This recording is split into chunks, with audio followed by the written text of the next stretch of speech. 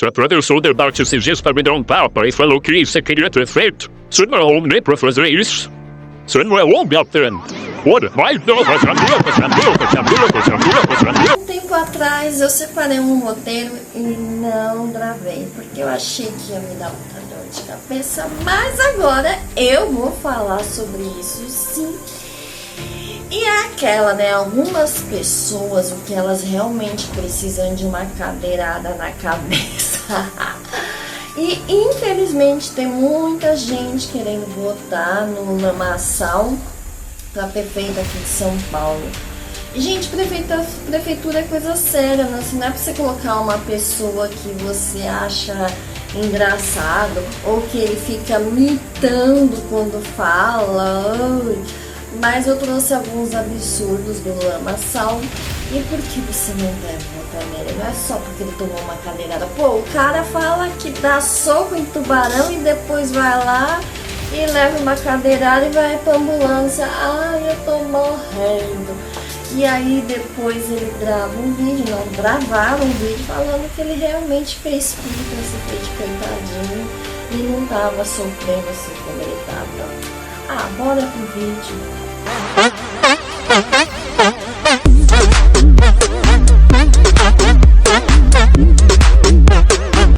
E sejam todos muito bem-vindos a este canal. Se você for novo ou nova por aqui, por favor, se inscreva neste canal, curte, comenta, compartilha, ativa o sininho de notificações que é pra você saber quando que tem de novo. Meu nome é Maria Cláudia e este é o canal do Stream que a gente se vira. E eu tinha separado um roteiro sobre o Lamaçal e algum dos crimes que ele cometeu, que ele é de fato um criminoso. E apesar disso ainda tem muita gente surfando na onda da idolatria dele. Não sei se vocês lembram ou se vocês assistiram um vídeo que ele prometeu que ia fazer uma cadeirante andar. Foi uma humilhação para ela. No final, lógico, ela não conseguiu levantar. E o que aconteceu? Oh, meu Deus, ela que não acreditou o suficiente. Eu tenho um vídeo sobre ele, acho que tem uns 2 ou 3 anos atrás que eu fiz, que é quando ele foi até as montanhas e deu muito ruim lá. Mas de quem que a gente está falando? Estamos falando de Pablo Henrique Costa Marçal, que nasceu no dia 18 de abril de 1987. Na cidade de Goiânia, em Goiás. Ele é filho de um funcionário público e de uma empregada doméstica. Aos 18 anos, começou sua carreira como atendente de call center na extinta Brasil Telecom. Após se formar em Direito, trabalhou em um negócio de família e, posteriormente, tornou-se consultor, vendendo cursos de desenvolvimento pessoal pela internet. Essas informações eu colhi na internet. Se tiver alguma coisa errada, pode pôr aqui nos comentários que eu até fixo o seu comentário. Né? Ele é candidato à Prefeitura de São Paulo e esteve envolvido em algumas controvérsias e acusações. E nós temos algumas aqui que é a mais falada, das fraudes bancárias. Em 2010, ele foi condenado a 4 anos e 5 meses de reclusão por furto qualificado pela Justiça Federal de Goiás. Ele pôde recorrer em liberdade, a pena foi prescrita em 2018 durante a fase de recursos, pois o prazo para aplicação da pena se esgotou. Ou seja, fez aquela manobra para ficar enrolando, não cumpriu a pena. Péssima lei, né, no Brasil, né? Isso é algo que deveria ser mudado, quem sabe agora. Ele era réu em uma ação que investigava um grupo que teria desviado dinheiro dos bancos em 2005. O grupo criava sites falsos de instituições financeiras e roubava dados das vítimas. Então esse blá blá blá de que é só você querer e levantar às 5 da manhã para ir trabalhar que você fica rico é mentira. Ele ganhou dinheiro na base das falcatruas. Outras investigações apontam possíveis fraudas em fraldas. Bom, é bem capaz dele usar fralda. Apontam possíveis fraudes em esquemas de marketing e vendas, onde promessas de resultados rápidos e garantidos atraíram investidores. Em 2021, ele foi alvo de uma operação da Polícia Federal que apurava crimes eleitorais e de falsidade ideológica, lavagem de dinheiro e apropriação indébita de recursos. Eu não sei, então, como que a candidatura dele foi aceita, hein? Gostaria de saber. Em expedição ao topo do Pico dos Marins, no interior de São Paulo, ele também liderou um grupo de 32 pessoas. Eu tenho um vídeo só sobre esse tema. Essas pessoas acabaram precisando ser resgatadas pelo corpo de bombeiro. A subida foi feita em meio a forte chuva e vento, fora da época recomendada e sem equipamentos necessários. E na internet ele minimizou a situação de risco, afirmando que cada um estava sobre sua própria responsabilidade e que quem não quer correr risco fique em casa vendo stories. O resgate durou 9 horas e chamou atenção pela imprudência da expedição. Além disso, o lamaçal também responde a um processo no Ministério Público do Trabalho por não seguir as normas sanitárias de prevenção à pandemia do Covid-19. Ele é um coach irresponsável, fanfarrão, coloca 60 pessoas para subir o Pico do Marins debaixo de chuva, sem conhecimento técnico, sem suporte adequado, sem estrutura, porque, segundo ele, é tudo emocional. Quem disse isso foi o militar que estava envolvido no resgate das pessoas. Ele ficou revoltadíssimo. Um dos casos assim que eu acho mais chocante, mais assim, como que parou por isso mesmo e não houve mais investigações. Bruno da Silva Teixeira, de 26 anos, faleceu durante uma maratona surpresa promovida pelo grupo empresarial do coach motivacional. Bruno era funcionário da empresa e estava preparando para correr uma maratona de 21 quilômetros. No entanto, pouco antes do início dessa atividade, a distância mudou. Ela dobrou para 42 quilômetros. E durante o percurso, Bruno passou mal e foi levado ao Hospital Albert Einstein, em São Paulo, onde ele teve uma parada cardíaca e veio a óbito. Claro, né, que Marçal negou o envolvimento na morte de Bruno, porque, segundo ele, Bruno escolheu isso. Ele escolheu participar dessa corrida, que as corridas são voluntárias, mas ele é responsável, mesmo que indiretamente, porque ele incentivava. Afinal de contas, se você não correr, você é fraco.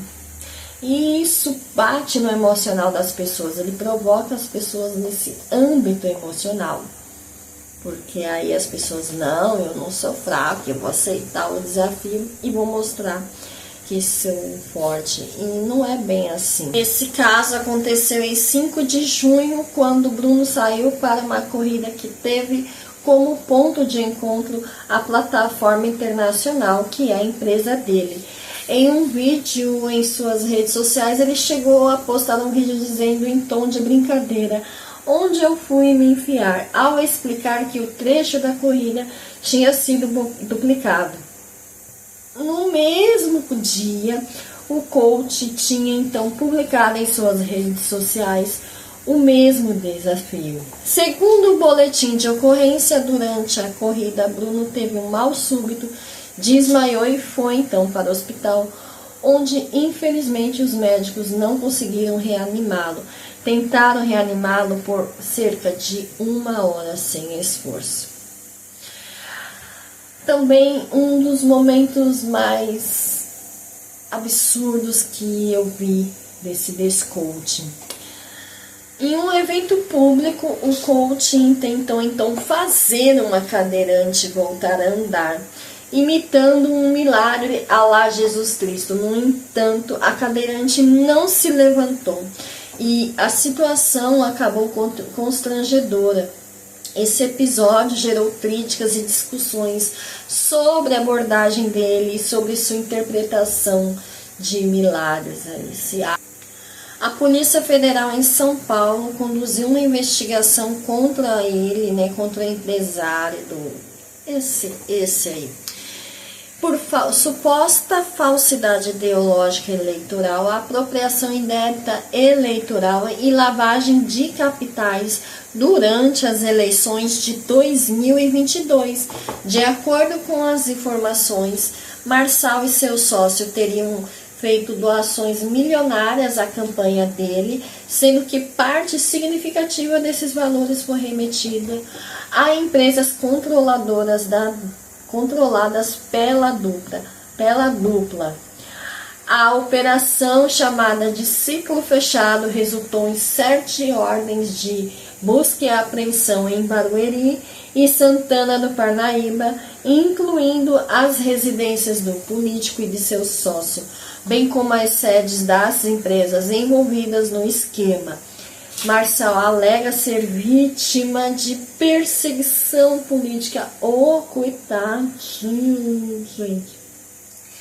E durante as enchentes do Rio Grande do Sul, essas enchentes que foram pavorosas e que aconteceram este ano, durante as enchentes do Rio Grande do Sul, o coach Pablo Lamaçal espalhou informações falsas sobre a atuação das Forças Armadas e dos governos federal e estadual. Ele alegou de forma infundada que a Secretaria da Fazenda do Rio Grande do Sul estava exigindo notas fiscais para as doações destinadas ao socorro da população atingida.